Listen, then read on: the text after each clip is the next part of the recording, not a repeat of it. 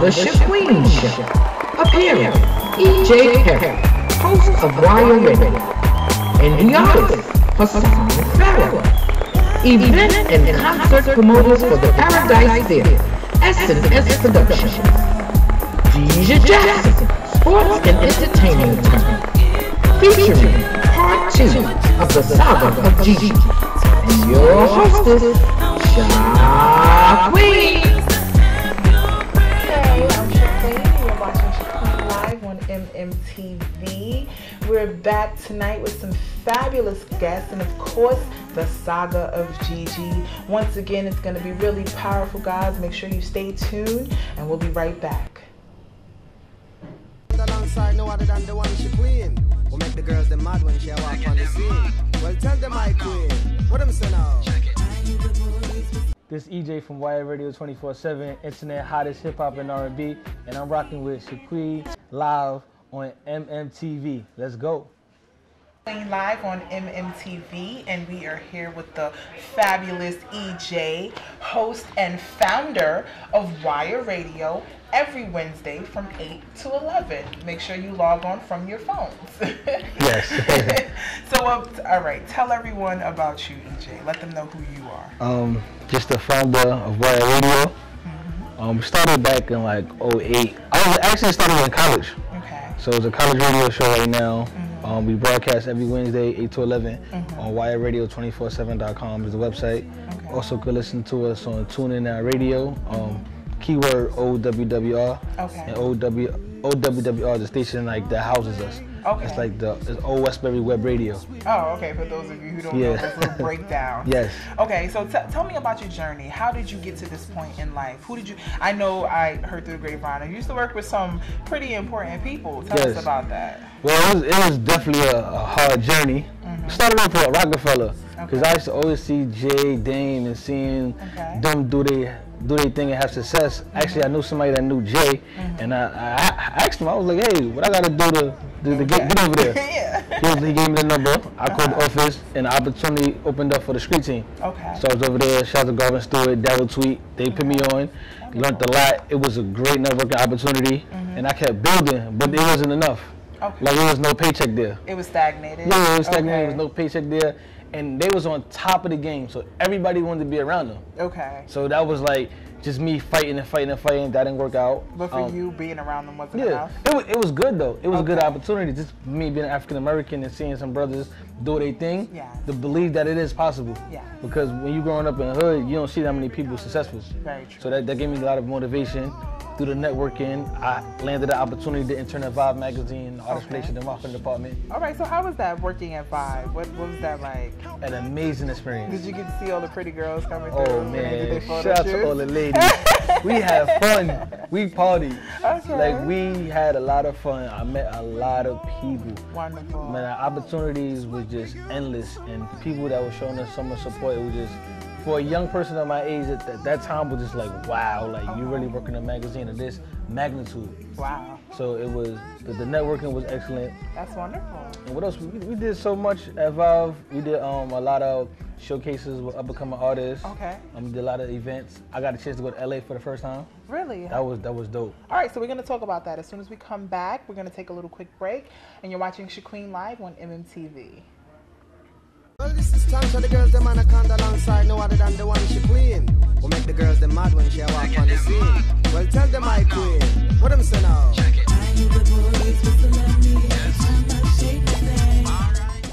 And we're back, and you're watching ShaQuene Live on MMTV, and I'm here with EJay. Yes. Owner. We're going to call you the owner.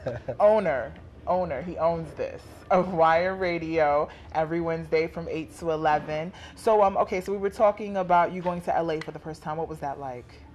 Nerve-wracking a little bit. Really? That plane ride was just the first time, like, you going to LA, you don't know what to expect. And you know, everybody always talking about the Bloods and Crips. I know, right? So everybody it's was so like, dramatic what's going out on? there. But actually, I had an excellent time. That's wonderful. That was the second anniversary of Vibe Awards. Okay. I met Oh man, I met Suge Knight out there. Did you take pictures? Yes. Okay, because you know everybody was talking about how they met, and there's not many pictures. I got pictures with Suge Knight. Okay. Levita Alizé. Okay. Tommy Davidson, and a few other people that I met. I actually went to Hollywood Hills. Really? That was amazing. How was that? Yo, you know the funny part about Hollywood Hills? You would think it's Bentleys and all kind of exotic cars and planes. It was regular cars. It was regular cars, sir. You they got Jettas. Their views. Oh, it was amazing. Now they have views. Then if that view don't inspire you to make something of yourself, right? I don't know what will. Right. The view alone. I haven't gotten to LA yet. Oh, I'm gonna get there. Rodeo Drive, beautiful. Really. It's like everybody want to be a model. I know. Everybody. You know what it is? Because it's funny. I watch this girl online. She does tutorials or whatever, and she was talking about how in LA it's another world. You have to look a certain way to go to the store. You can't go to the store looking bummy, or they'll catch you. They will. Fast. All right. So you went to LA, and now you're doing all this wonderfulness. So what's in store for you? What's your next plan? What are you? The next you're plan? doing the radio. What's next? Well, I got my team right now. We be building. Team Wire is the next movement. Got the shirts right here coming out with. All right, yeah, sure. The whole Team Wire movement. Team Wire. Got my my brother, my best friend I work with, DJ Cooks. Okay. So he unfortunately couldn't make it today, but check his website out, djcooks.com. Shout out to DJ Cooks. DJCOKK. I'm sorry, COOKZ.com. DJ Cooks. With a Z. With a Z. With a Z. Z.com. Yeah. Okay. So, what does he do? Real quick, I just want to ask you a question about him. He's your DJ. He's your personal DJ. Does he DJ for the show? For the show as well. Okay, great. So, now you're doing Team Wire. What is Team Wire? What will you Team Wire is everything behind the Wire Radio. Okay. The Wire Radio is the show. Okay. The Team Wire is the team that put the show together. Okay. As far as the promotion, the marketing, the advertising, and whatever those opportunities that becomes, we got a team for that. All right. So just so the people know, what type of music do you play normally on your show? So that, because people they're gonna submit their music and stuff, and I'm sure you don't want to waste time. So what is it that you be looking for? Well, hip hop, R&B, reggae. Okay. This is some music. If it's dope, we'll give it a spin. That's great. All right. If it's dope, but clean though. They'll clean. give it a spin and clean music. Clean. Yes. We don't. None of the cussing. No, we on the internet, but we clean for a reason. Yes. Okay. I agree. No cussing. No cussing. Okay. So that's beautiful. I want you to tell everyone how they can get in contact with you. I know they can go to wireproductions.com. No, you go to wireradio247.com is the website. Hit us up on Twitter. Twitter.com/wireradio247. Also, you can hit me up personally at EJay Perry. That's EJay Perry, Perry, one word, EJay Perry. So let me know. You have a Facebook as well? Yes, Facebook. Facebook.com, EJay Perry. EJay Perry. EJay Perry. Everything one word. Everything EJay Perry. Everything EJay Perry. All right, so one quick question before we close out. Are you in a relationship? Because I know you chucking and moving. You're a black man who's an entrepreneur.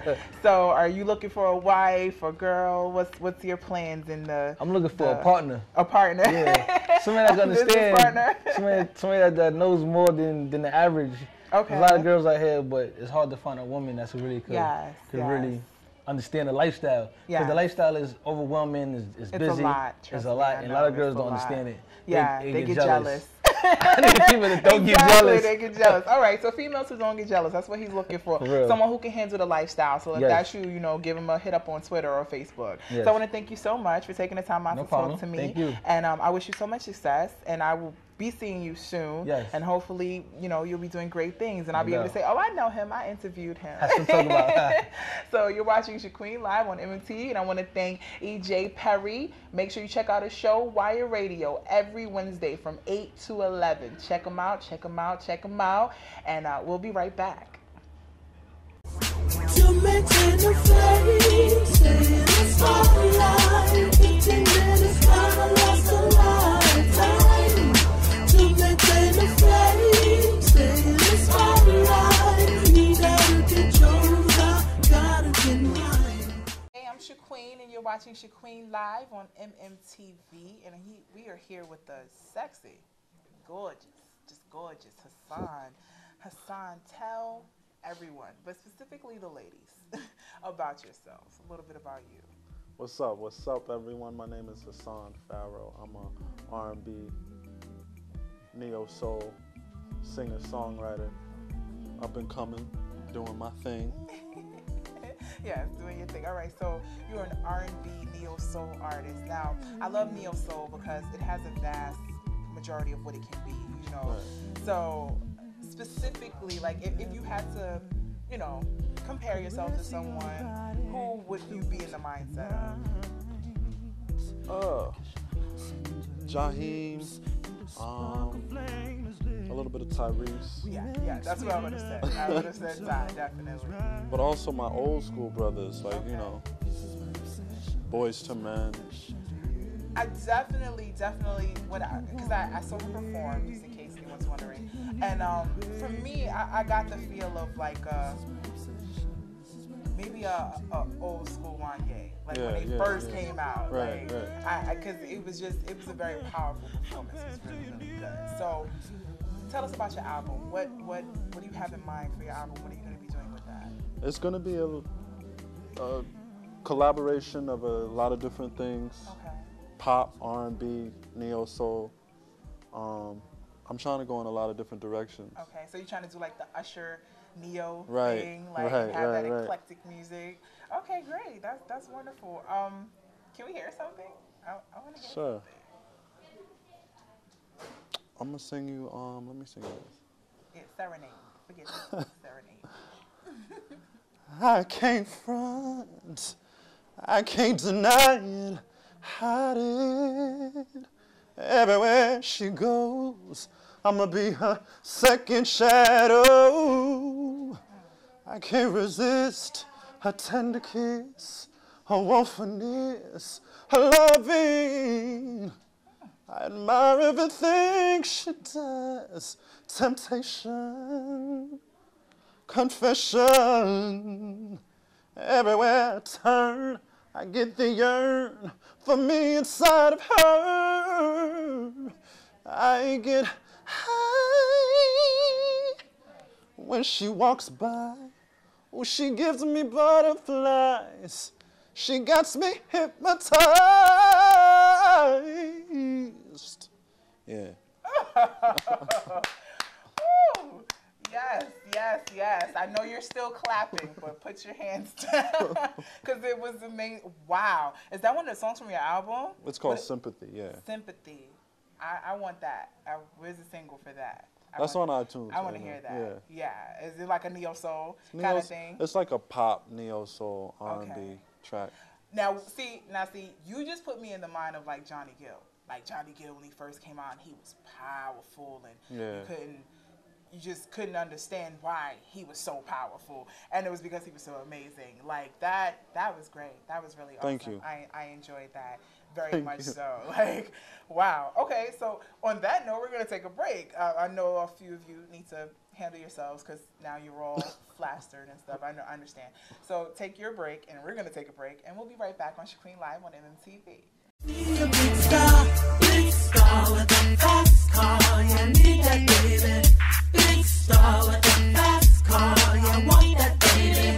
Big star with a fast car. Let me be your baby.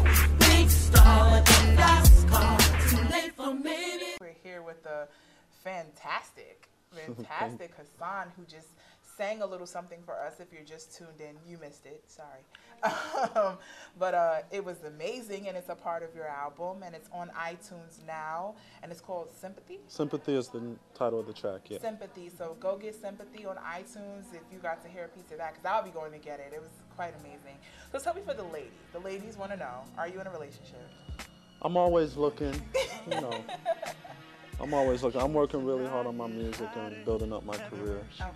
So when that time comes when you do take the moment off, you know, when your career is in a place where you're happy and everything, when you do get that blessing, what type will she be? What's your type? You know I'm into the big girls, so. Oh. But I like. I have to tell you, I'm surprised by that. I have to tell you that surprises me. That actually makes me, wow. I'm surprised by that revelation. That's a revelation.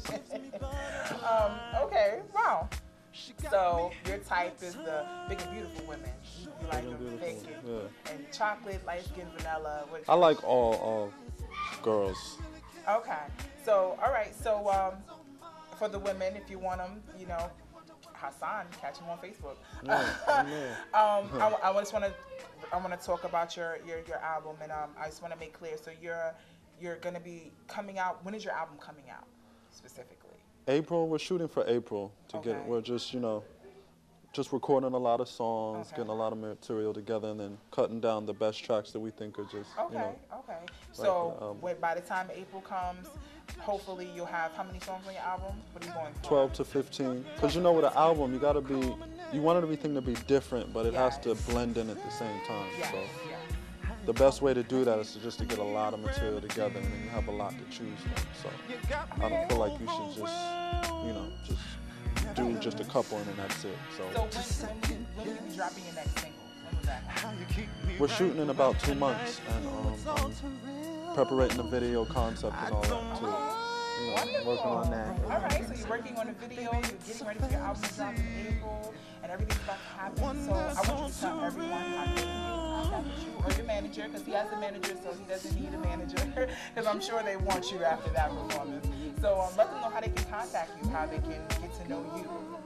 Well, first they should subscribe to my channel on YouTube, The Soul Spotlight, TheSoulSpot Light, LIGHT, The Soul Spotlight on YouTube. That's my channel. You can check out my videos, my performances, you know, my most recent material. Facebook, Hassan Farrow. And that's pretty much it, you know. Right, or you can Google me, Hassan Farrow. That's my thing, right? Yeah. Google me. So you can Google him, catch him on Facebook, Hassan Farrow, or The Spotlight. The Soul Spotlight. The Soul Spotlight on YouTube. Subscribe to his channel, add him on Facebook, buy his music. Support. I want to thank you so much for taking the time out. We're going to bring you back, because I definitely want to get you when you're doing your video and everything. I want them to get to know the real you. And we're going to bring you back on so you can show them a little bit more Hassan. Yeah, all right? Thank you. So I want to thank you again for coming on, and I wish you much success. Thank you. Hopefully we can do a song together, and we'll be in the spotlight together. So you're watching ShaQuene live on MMTV with the wonderful Hassan, and we'll be right back. This is Joe Cool. I'm Steve Ice. And we're SNS Productions, and you're watching ShaQuene live on MMTV. Hey, I'm ShaQuene, and you're watching ShaQuene live on MMTV, and we were here with two entrepreneurs. I love you some entrepreneurs. So we got Joe Cool. Yes. That's me. I'm sorry, your names are so wonderful. And we got Steve Ice. There it is. Waters. See how that runs together? Steve Ice, Waters, and Joe Cool. Okay, so if you're looking to be cool and you filled with ice, you have 2 minutes to see. Exactly. So, all right, we are going to start from the inception, because I want people to get to know who you are as entrepreneurs. So we're going to start with you, Mr. Ice. Yes. So tell us a little bit about yourself. A married man. Start that right off the top. She's also, unfortunately, she could not be here today. She's sick, but she's integral part of SNS Productions. Just wanted to throw that out there. Okay. Get better. Get better. Shout out to you. To it. So the business started with yourself and a co-worker. How did it come about? My coworker actually was going on these ski trips. Never had been on one before up until '99, and she invited me to come out, and I went and I kind of watched that weekend, the comedy shows, the parties, and I'm watching people interact. And I said, wow, it looks like real fun, something I think I want to do. So the following year, 2000, SNS was born. Sheila and myself, we talked about it. What kind of name can we have? What can this be? Can it be Afrocentric? Can it be something like New York? And we just couldn't come up with nothing. But since my name is Steve with an S, Sheila with, you know what, SNS.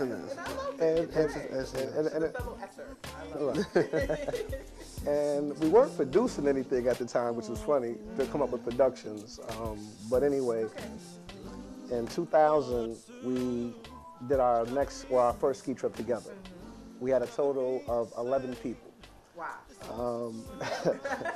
But it was coming out the box, right? And it was a lot of fun. We were under another promoter, and nice weekend. 2001, 34 people. So we started to see a little gradual growth. by 2005, we were at about 150 people coming on these ski trips and weekend ski trips, weekend summer crab feast. Crab Fest? Crab Fest, yes Still indeed. give the Crab Fest? Because I want to come. Well, you know what? We haven't done it in about 3 or 4 years, but the pressure to do it again, people are on me. It's imperative. Okay, Yeah. well, I'm pressuring you. Okay. It's imperative. Then we come back I with. want to go. Okay, so We gotta that make has that to happen. So, We gotta okay, make so that now you're doing the Crab Fest, you're doing the ski trip, and it's 2005, and there's 1,000 people coming with you. It's. How was it? And did you have pajama parties? We had pajama parties. Mandatory. But what up until that point, we were actually going to a location and other buses were being bussed in. So it could be Philly and Washington, and whatever the company program or agenda was, we followed that. So by 2006, I met another promoter, Goldie Bills from Hennessy Entertainment, and we kind of talked about it. He had been under bigger groups before and had kind of got screwed around. I was kind of, and I was finding myself like in a rut, kind of doing the same thing, and it just wasn't like that oomph to it. Did it become monotonous after a while? Doing the same kind of trip, going to the same place? Yeah, actually, that's exactly what it was. And I had no input. I like to put my hands and touch things, and I want to put this and that into it. And I had no control with that. Okay. So me and Goldie kind of talked about it, and we formed a group called Promoters of the Round Table. Promoters of the Round Table. I like the very King Arthur. Yes. And we'll talk about that when we come right back. You're watching ShaQuene live on MMTV. Girls them anaconda alongside no other than the one ShaQuene.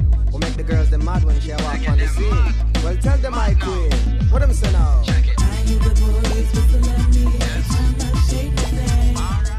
Hi, I'm Desha Jackson, Esquire, and you're watching ShaQuene live on MMTV. Queen, are you an artist? Are you an entrepreneur? Do you own a small business? Are you a music industry professional? Is that you? Would you like to be a featured guest on ShaQuene Live? If so, visit us at mmtvnetwork.com. And you're watching ShaQuene Live on MMTV, and we're here with two fabulous entrepreneurs. Who likes? That's what I'm gonna call you. I'm gonna call your name. I accept it. I That's gonna accept be your name it. for today, Okay. okay? They'll scroll right here. That's Your right. real name's gonna be right there. So, all right. So now we're in it. We're doing trips. There's everything, and now boom, there's a change. And now you're at a theater. Can you tell everyone how that came about? Well, that came about, we started doing comedy shows, and we did a show with Paul Mooney. Okay. And we had a real good show. And someone introduced me to the head of the Paradise Theater, Derek, I'm about to say Derek Chambers. Sanders. Derek Sanders. Right? So many names. He'll kill me for that. It's all right. Shout out to you, Derek. It's okay. But Derek was doing a real big comedy show, and he wanted a promoter to come in and kind of help out. Someone suggested my name to him, so really, that's look at you being suggested. Yeah. All right, and so now you're in promotions. You met the owner, and how long have you been at the Paradise Theater? Been at the Paradise since 2009, and like an avalanche, we just took off. It just happened, right? We did One that. thing after the other. Absolutely. Okay, so last May you had something going on as well. How would that? boy. How did that come out? That came out pretty nice. 90s Explosion, we took it back. We had Guy, Christopher Williams, intro, changing faces. Now, I actually had the opportunity to be there, and it was an amazing show. And I got to be backstage with all the performers and everything. It was really great, really, really great. So when they're putting a show together, you guys need to come out and support. Support, support, support. These are black people trying to do big things, and as fellow black people, we need to support. So make sure you support, support, support. Come out to these events. Support them, all right? So now you've done that last May, and you've done things recently. Let's talk a little bit about the things you did recently, like within the last 6 months, let's say. We can go back as far as 2 weeks ago. Oh, okay. Exactly. Marsha Ambrosia and Miguel. Miguel at the Paradise Theater. You had Marsha. Yeah, you just Marsha just tore down the walls. I love you, Marsha. Excellent show. I love you. And one day We will stick together. It will happen. Okay, so now that's 2 weeks ago. Oof, and I'm so sad that I wasn't there. But now we're here. Now, I just want to ask a real quick question for the entrepreneurs out there, I should say the independent artists out there, who are trying to get their spot in the world, you know, because it takes somebody, you got to know somebody, unfortunately, to really get in. Yes, it's true. How is it? Tell us how, and I'm going to direct this at you. Tell us how I'm going to say how we can get in on this phenomenal opportunity as an opening act, as an independent artist. How can you be a part? Usually how I do it is I usually go to where you're performing at and I watch you.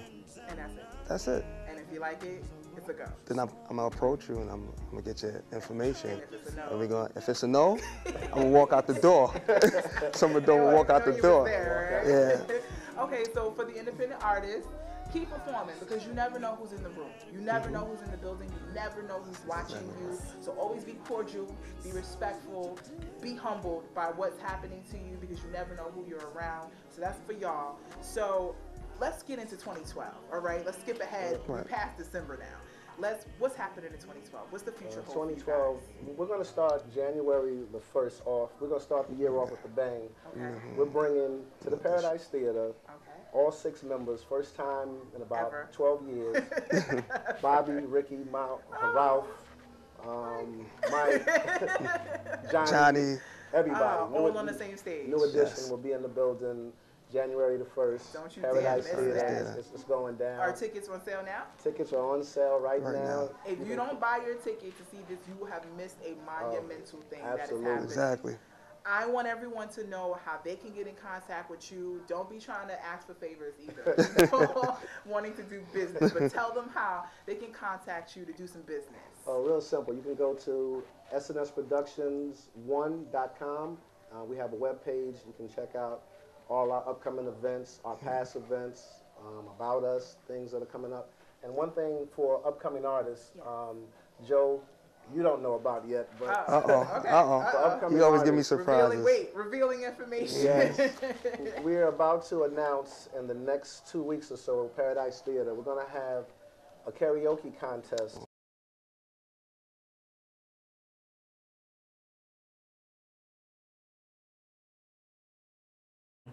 I'm Desha Jackson, entertainment and sports lawyer extraordinaire. And today I'm here to speak with you about copyright. What is copyright?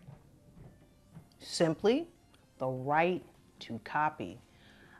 That is like brilliant. I don't know, to me that was just a brilliant thought. Wow, copyright, the right to copy, just change it around. Makes it very easy to understand the concept of what it is. The term copyright, what does that actually mean? I'm gonna tell you. It's the body of exclusive rights granted by statute to authors for protections of their work. This includes exclusive rights to make, publish copies of the work, to make other versions of the work, and with certain limitations, it also means to make recordings of the work and to perform the work publicly. So again, what do you get when you have a copyright? You get the right to reproduce, you get the right to prepare derivative works, you get the right to distribute your work, you get the right to perform your work, and you also get the right to display your work. Now, copyright is the protection of expressions of ideas, not the ideas themselves. And that is such an important concept for people to grasp because they think, hey, I have an idea, I'm gonna run down to the courthouse, the copyright, ShopRite, wherever I think I'm supposed to file, and protect my idea. But that's not what it is. It is your idea in a tangible form. So what do we mean by that? What exactly can you protect with a copyright? I'm gonna tell you. Literary works, musical works including accompanying words, dramatic works including accompanying music, pantomimes and choreographic works, pictorial, graphic, and sculptural works, motion pictures and other audiovisual works, sound recordings, ding, ding, ding for all you musicians out there, and architectural works. That's what can be protected. That's the tangible form that you can take down to the Copyright Office and say, hey, please protect my tangible expression of my idea. Now, let's take a look at the parties, specifically in music industry, that this would be important to, or who would get involved in this copyright process. We have a songwriter, a composer, a publisher, maybe a music licensing agency. Each of them have different rights, and it depends on how the business relationship is structured. Well, what do we mean by that? Some may have the right to publish the work. Some may have the right to perform the work. Some may have the right to distribute the work. And usually these are things that are laid out in agreement. How much, when it ends, how it starts, all of those things usually are laid out in an agreement. So you ask all this stuff about copyright, Ms. Jackson. Why is this so important to me? Why should I be concerned? Well, copywriting gives you a lot of rights that you wouldn't otherwise have if you didn't have a copyright registration. And let me make it clear, there's two separate things here. When you create a work, once you create it according to the copyright law, you do have a copyright in that work.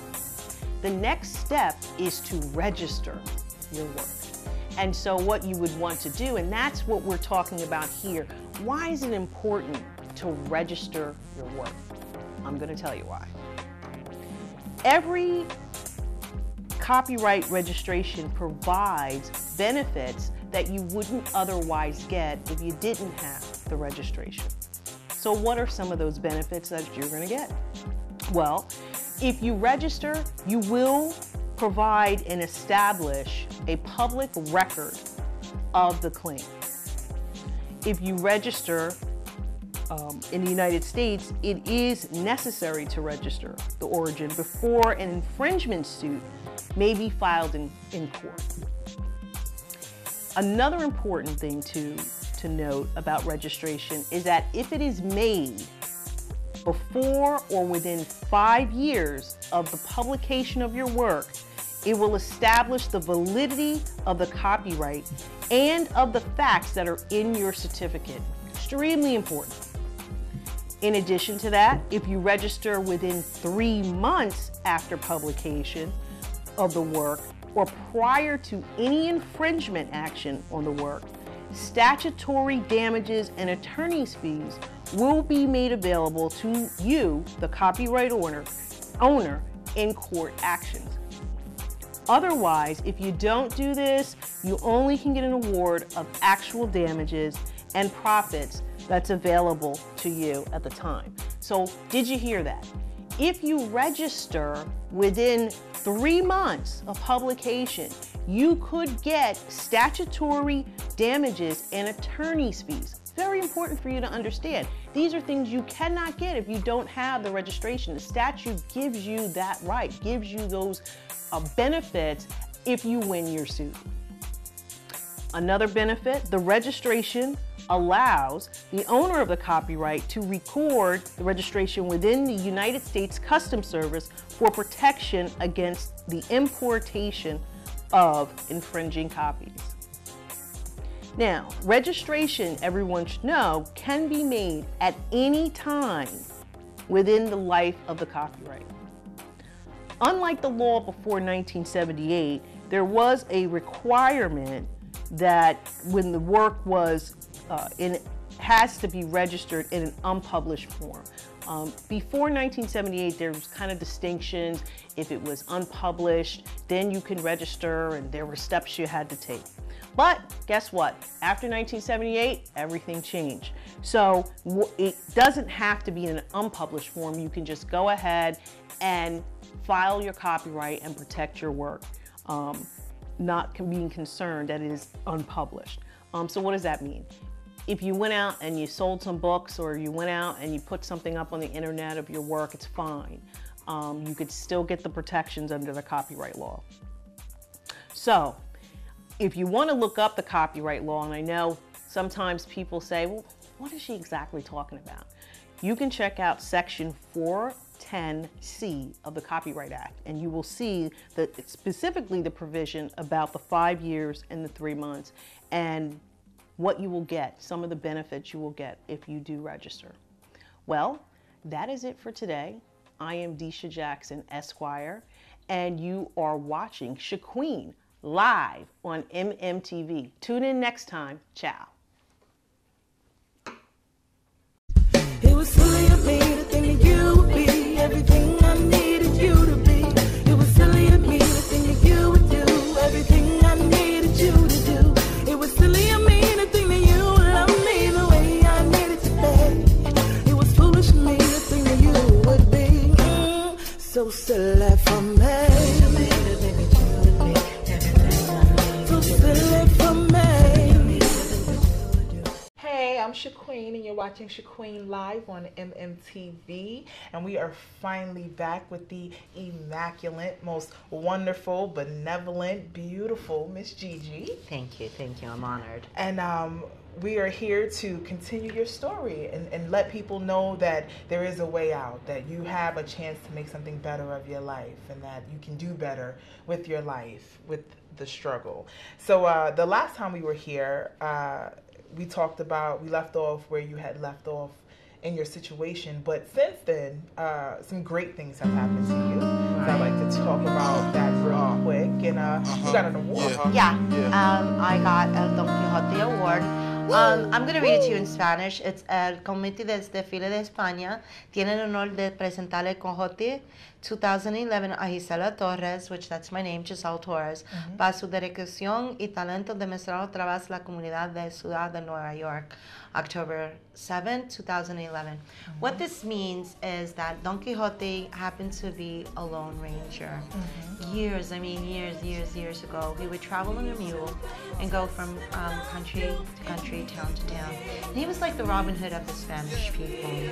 And to me, this means a lot for the mere fact that any award that I get, I am so ever grateful. But this one to me especially touches my heart because it's from my community to me, and it's honoring me as a Spanish woman.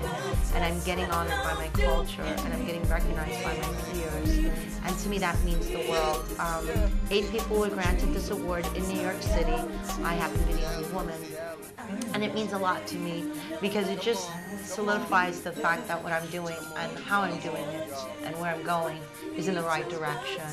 So if that means that I had to go through the life that I went through to achieve it, by all means, I'll do it again. Exactly. So can you say the name of the award one more time so they know? El Quixote. It's called El Quixote. The Robin Hood of the Spanish community. People, yeah. Wonderful. So congratulations. Thank you. On your award. All right, so we're going to just jump right into where we started off. You were in Florida. You had left with no telling anyone. You just left, and a year later you came back, and then your neighbors had said something to you that was very, very powerful. Very powerful. You know, when you don't really know your neighbors, but then your neighbors know you via good or bad, that's kind of powerful because I remember going to the grocery store, the corner grocery store, to get something for my daughter. And my neighbor says, hey, how are you? We haven't seen you in a long time. I says, well, I'm doing good, thank you. And they go, are you still married? I go, no. Fortunately, I got a divorce. And they were like, wow, you know, it's so glad to hear that, for the mere fact that we used to hear you get beat from the 3rd floor, and we would hear your screams. And to me, that was very powerful. Very humiliating, but humbling at the same time. Yes, definitely. You know, just to think that I would allow myself to get in that situation once again, and still people were recognizing the fact that I was being abused, and in a kind of good way and a bad way. You heard me getting abused and you chose to ignore it. Yes. Could you imagine how many people know people are getting abused and they ignore it? Yes. So what does that say for you? You know?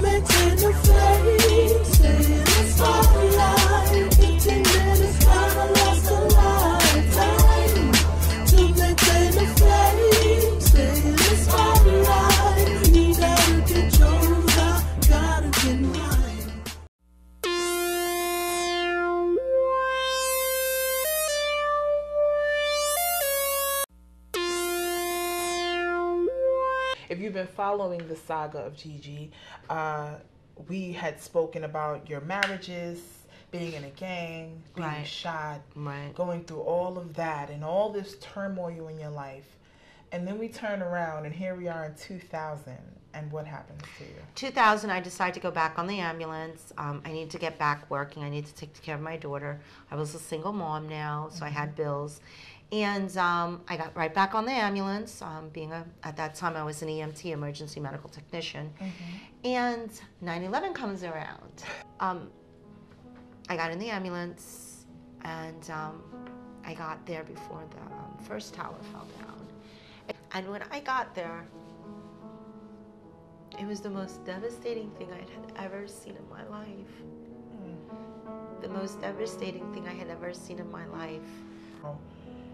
After you got there and you came over the bridge and you realized the severity of what was happening. I still didn't realize You still didn't, even at that time, you still didn't get it. I think it took me a couple of days to really... To realize what happened. So in the moment of not realizing how many people had died in that one moment, when you were standing there trying to help people, was that at the moment when people were trying to make the decision whether or not to jump?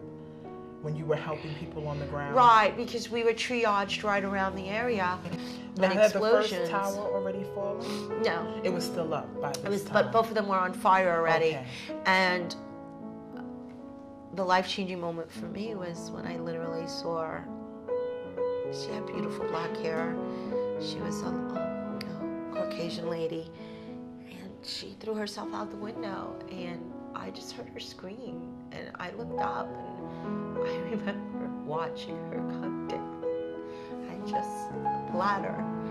What a choice. And that was a life-changing moment for me, because after all of this, I was able to process, when you're in that situation, then you complain about your life. Then you complain about everything that was given to you. Yes. Because those are two choices, and they're not great choices. Anything else is a piece of cake. How could you make that decision? I know I couldn't. I could never. I could never. That was somebody's mother, somebody's daughter, somebody's friend. You know, and she made a choice to throw herself instead of getting burned to death. That is a hero. Yeah. I am nobody compared to that woman. That woman is my hero. And I never ran for my life as much as I did that day. And I remember I jumped underneath the car with another guy. And I don't remember much after that. I remember smoke, I remember screams, I remember a lot of things. But I don't remember who got me out of the car. And to me, that was such an eye-opener to hear people I just looked around and I saw people just falling and screaming and falling and help and help and I'm like so confused, and I'm one person and we're trying to work as a team and people are screaming and there was chaos and there was burning. You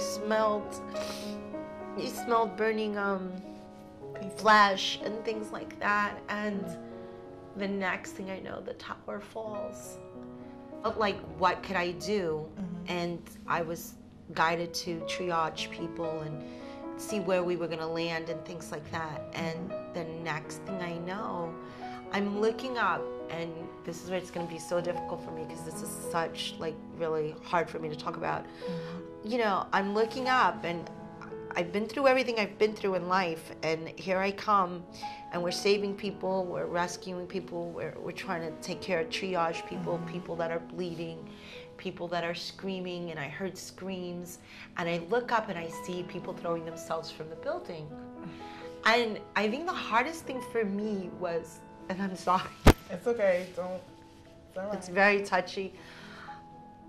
How could you decide between burning to death or jumping? We were still thinking people were survived. And at that time, I didn't know I had hurt myself so severely from going underneath the car. I actually messed up my whole arm and my whole side, but I didn't think about it because it wasn't something that was on my mind. Yeah, it wasn't something. And at 6 in the morning, the most amazing thing happened. We're going down the West Side Highway and people are cheering and clapping and just, I knew I was doing the right thing. I knew I was supposed to be there. I knew I was doing the right thing.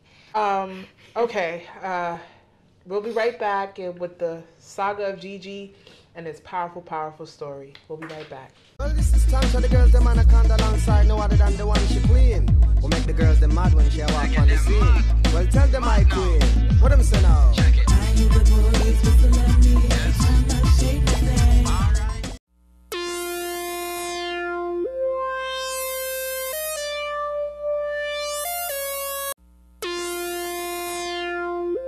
We're back. You're watching ShaQuene live on MMTV. And we just got into a very powerful part. I wanted to go back a little bit. If you've been watching, we're just getting into the 9/11 part, and we're talking about the seriousness of that day and that situation and actually being in the line of fire when it actually happened. What were you thinking? Did you think at that time that it was actually that serious? No. Did you No. have any inkling? I thought it was just a building on fire. That's actually what I thought. I thought that it was just a rescue mission like anything else I was trained to do or taught to do. I thought it was just going to be something enormous, but not gigantic.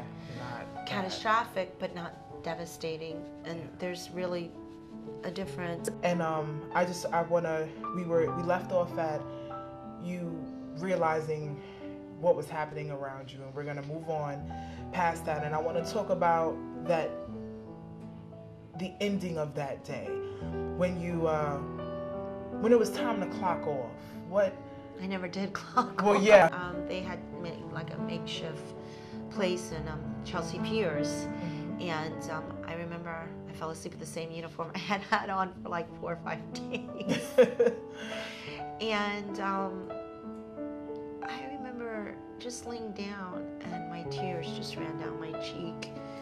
Not so much the magnitude of it, just genuinely saddened that we as human beings can do this to one another. And where were we going to go from here? What was going to happen next? If I closed my eyes, was I going to get bombed?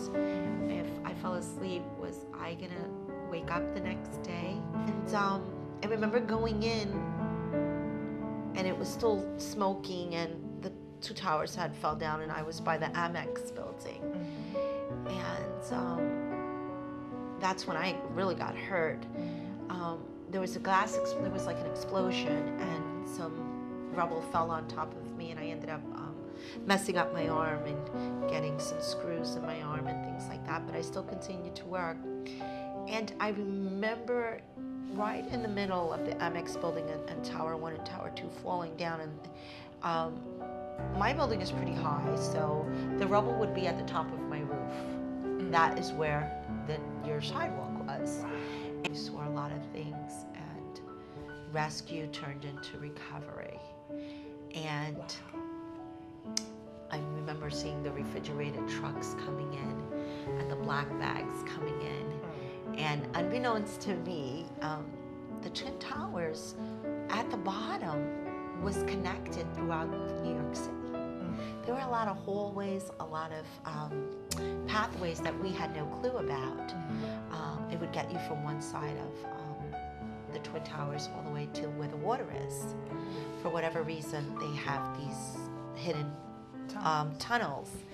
And we were instructed to go down there, and I remember walking the tunnels, and it was so dark, and I'm here thinking I'm stepping on fire hoses, and I'm actually stepping on body parts, hands, legs, some heads. Wow. All right. I need to take a break. Okay. We're definitely going to take a break, and you're watching ShaQuene live on MMTV, and we'll be right back. Should you need any legal consultation, please feel free to call me, Desha Jackson, Esquire. To maintain the flame,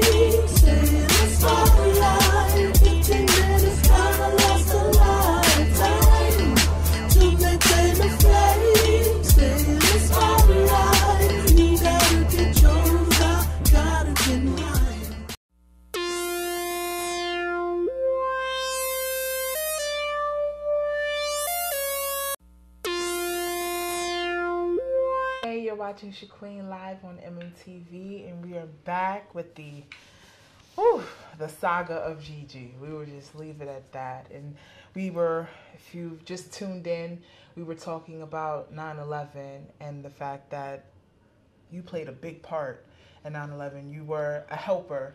No matter what, I know you don't think of it that way, but I think of the people of New York City, the firemen, the EMT people, I think of them as a help. And the people, just the magnitude of New Yorkers, foreigners, just the magnitude of the humility and the humanity that was there, cheering us on and telling us good job and good work. And I had felt that I didn't do a good job because I didn't get to really save anybody. And I guess it never dawned on me that my one of my best friends in the whole world, I totally forgot to call her, and I forgot to call my family. And we found a working phone in the Amex building, and I called my best friend, and she just started hysterically crying. And I says, "Why?" She goes, "We all thought you were dead." I had totally forgot that for the whole day yeah. to call my family, and the cell phones weren't working. So that was nice to know that, you know, somebody was there, you know, joyous to hear my voice. Yeah, waiting for your call. Yeah. That's beautiful. Yeah. So, all right, you called your family and all of that, and now you were just recovering. I was recovering. We recovered. I stood 2 days after that, and then till this day, right now, I have never gone back. I won't go to her memorial. I will not go. I've been invited to speak there. I've been invited, actually I turned down an interview with one of the Univision, which is a Spanish radio TV station, to do a 1-hour special, just for the mere fact that they wanted me to go there, and I can't. I just can't. I don't drive by there. I don't go by there. I won't go to any of the memorials. It's just something I can't do. Will you go when it's built back up, or it's just to never see that space? I'll never see it again. I don't because you see it like it was. Yeah. And just hard to see it as is. It's always that vision. Yeah. Of I just don't. I know it's there, and it has nothing to do with there's something psychologically wrong with me. No, you have to confront. It's just something I choose. Yeah. That's the image I have, and it'll never be taken away. And I respect that. You know, something you don't want to revisit things like that. And you can't candy coat it with a new building or a memorial, right? Or sugar coat it, or you just can't. No matter how pretty you make it, something tragic still happened there. And I want to keep that tragedy. It sounds really funny, but to me, it's tragic, and that's what it needs to be kept as. I agree. You know? I agree. Something that a reminder that we are not so untouchable. Exactly. We need a reality check. Exactly. We definitely do. Right. So all right. So that happened. You survived it. Another survival in your long life of survival. Yeah. Let's talk about 2002. 2002. I wasn't feeling well, and I started going to the doctors, and for years, I mean, from the birth of my first daughter, I used to have a pain on my left side for years.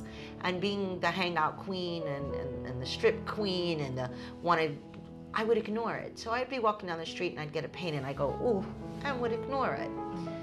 2002, I go to the doctors and find out that I have ovarian cancer. 2003 was October 10th, 2003. I had a full hysterectomy. It was a long line of 8 to 9 surgeries. I have my stomach's cut from here to here. I've had 80 staples. I have no cervix, no uterus, no fallopian tube. I have nothing. I have nothing. Yeah. Really? Had I keyed the warning when your body tells you. Yeah.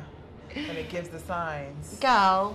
I chose not to, and that was what I ended up with. Yeah. Did the doctors tell you that there was a time when it wouldn't have had to be like yes. that? Had I went in the 90s, I'd still be able to have children. Wow. Yeah. Okay, so, and this is right after 9/11. Right after 9/11. My surgery started in 2001. My last surgery was 2003, October 10th. That's powerful. And And this still isn't even half of your story. No, it's not. It's, you know, most people will be like, it's unbelievable, but it's so unbelievable that it's believable. Yeah. I'm not telling my story because I want people to take pity on me, or I'm actually telling my story because I want people to understand that, once again, no matter what cards you're dealt in life, it's how you choose it. You know, I have this saying, don't let life twist you. You twist life to the way you need to twist it. Hence, twisted my hair salon. Actually, it was the best thing that ever happened to me, having ovarian cancer and not having the ability to have children taken away from me. Why do you say that? I adopted the most beautiful baby boy you could ever have in your life. Wonderful, wonderful. So, God knows what he does. We just don't understand, but he got it. He has got a it. plan. He got it. Yeah. He got it. He's Sometimes got his plan is so your brain can't even Yeah, compute what's you actually can't. happening. Yeah. Wow, guys. It's been a powerful few minutes. Like, I'm just so taken aback. I don't even know where to begin or end. But GiGi, I can't wait to get into the third part of your life and talk about the great things that you're doing. I hope you guys keep watching the Saga of GiGi, and we will be back with GiGi for our third and final part of the Saga of GiGi, and we will talk about the most amazing things that are happening to her now. So stay tuned, keep it locked, support GiGi, come to Twisted, get your hair done, and we'll be seeing you soon. You're watching ShaQuene live on MMTV. Thank Hassan, EJay, Joe Poole, and Steve Icewater for being on the show. And make sure you tune in for the third and final part of the Saga of GiGi. It's going to inspire you. I hope you'll stay tuned. See you next time.